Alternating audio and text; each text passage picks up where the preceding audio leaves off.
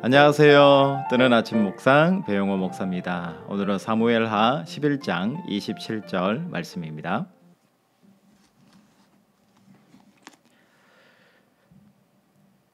그 장례를 마침에 다윗이 사람을 보내 그를 왕궁으로 데려오니 그가 그의 아내가 되어 그에게 아들을 낳으니라.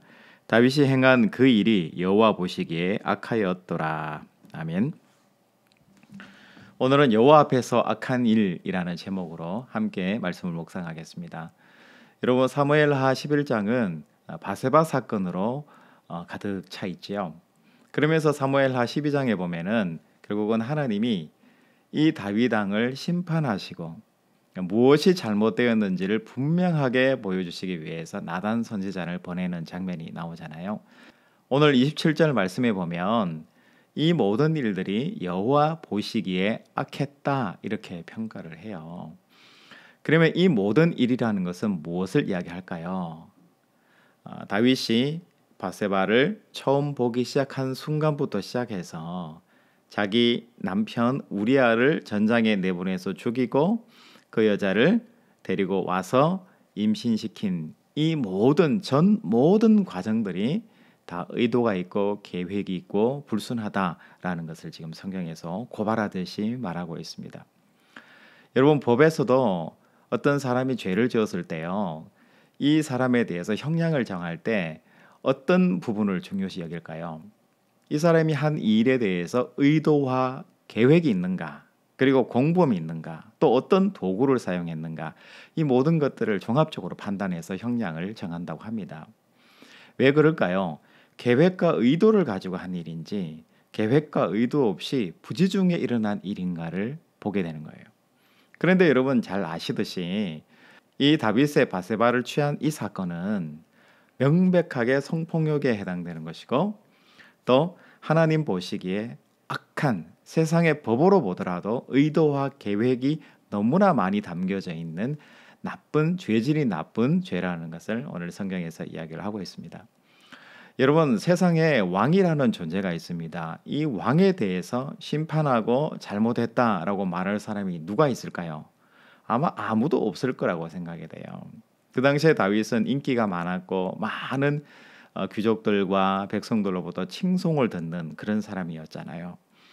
얼마든지 자기를 감추면 모를 것이다.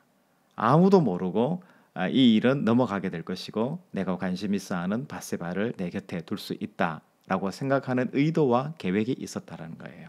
또 자기 인기에 대한 자신감도 있게 되는 것이죠.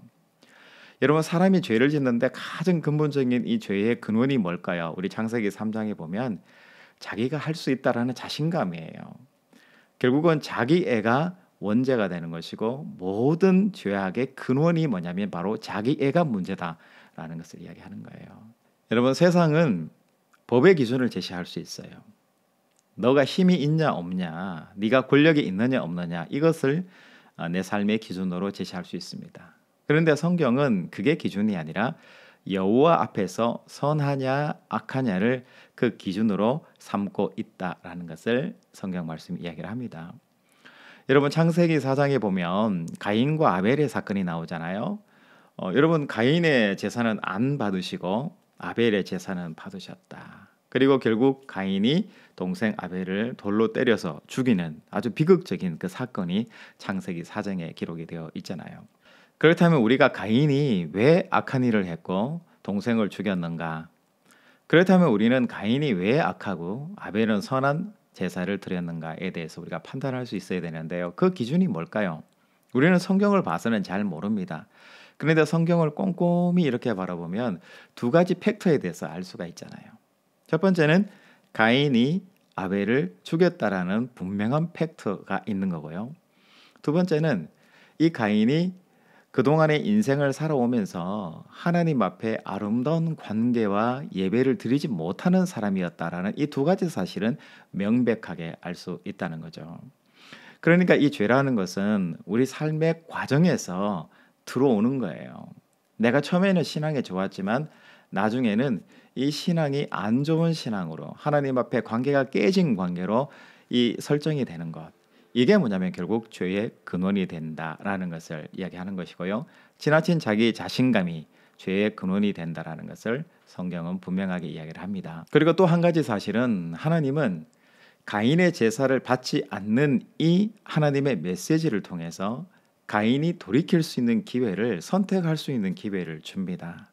그런데 결국은 가인이 자기 자신의 문제, 나의 문제로 받아들이지 않고 바로 아벨, 바로 동생 때문이야 라는 이 문제의 근원을 자신이 아니라 타인에게 돌릴 때 그 문제가 근본적으로 해결되지 않는, 하나님은 기회를 주지만 가인이 그 기회를 차버리는 결과물이 되는 거죠. 여러분, 오늘 27절에 다윗이 여호와 보시기에 악을 행했다 이렇게 기록하잖아요. 그러면 이 문구를 얼마든지 처음부터 성경의 편집자가 이야기할 수 있어요. 그런데 바세바가 아이를 낳고 그리고 궁으로 데려오는 이 과정 이후에 메시지가 하나님 보시기에 악을 행했다 이렇게 기록을 하잖아요. 이 사실은 다윗이 회개하고 돌이키기를 여러 번 선택의 기회를 다윗에게 하나님은 주셨다라는 것을 성경이 지금 말하고 있는 거예요. 그럼에도 불구하고 우리는 여호와 앞에서의 삶보다는, 여호와 보시기에 선한 삶보다는 여호와 보시기에 악한 행동으로 우리 삶을 살아내고 있다라는 사실을 성경에서 알 수가 있습니다. 여러분, 가인도 그렇고요, 다윗도 그렇고 내 것이 아니라 남의 것을 빼앗고 죽이는 결과물을 낳는 거예요. 그것이 뭐냐면 결국은 내 삶이 선에 속한 삶이 아니라 악에 속한 삶, 여호와 보시기에 악한 삶을 살아냈다라는 결과물을 보고 우리가 판단할 수가 있는 거죠. 여러분, 우리 자신들의 삶을 한번 돌아보시기 바랍니다. 내 과거의 삶이 무엇인가 타인에게 넉넉하게 베풀고 나누는 평화의 삶을 살아내는 것이 아니고 뺏고 죽이는 삶을 살아내지는 않았는지, 생명을 살려내는 삶이 아니라 오히려 죽이는 삶을 나는 살아내지는 않았는지 우리 자신들을 한번 돌아볼 필요가 있는 것 같습니다. 여러분, 순간적으로 피해버리면, 덮어버리면 끝날 것 같은 그런 문제들이 세상 속에 많은 것 같죠. 그런데 저는 성경 말씀을 보면서 이런 생각이 들더라고요. 절대로 세상에 그런 일들은 1.1핵도 없다라는 사실이에요. 여러분, 세상은 만만하지 않습니다. 절대로 그렇지 않습니다. 여러분, 우리 인생을 살아가실 때에 하나님 앞에서 살아가는 사람으로 서갔으면 좋겠습니다. 이 하나님 앞에서 서간다라는 것은 바로 내 이웃을, 또 타인을 하나님 앞에 서 있는 존재로 생각하는 것, 이것이 뭐냐면 우리 일상에서 하나님 앞에서의 내 삶을 살아내는 것이 아닌가라는 생각이 듭니다. 여러분, 일주일을 시작하는 새로운 월요일 아침입니다. 여러분, 하나님 앞에서 하나님이 인정하시고 하나님이 선하다라고 칭해 주시는 그런 삶을 오늘 한번 살아내 보시기 바랍니다. 하나님께서 우리를 새롭게 하셨고 그 새롭게 하신 이 한날을 하나님 앞에서 내가 정직하고 거룩하게 살겠노라 한번 다짐해 보시고 하나님 앞에서 살아내시는 오늘 하루가 되시기를 주님의 이름으로 축복합니다. 여러분, 내일 또 뵙겠습니다. 샬롬.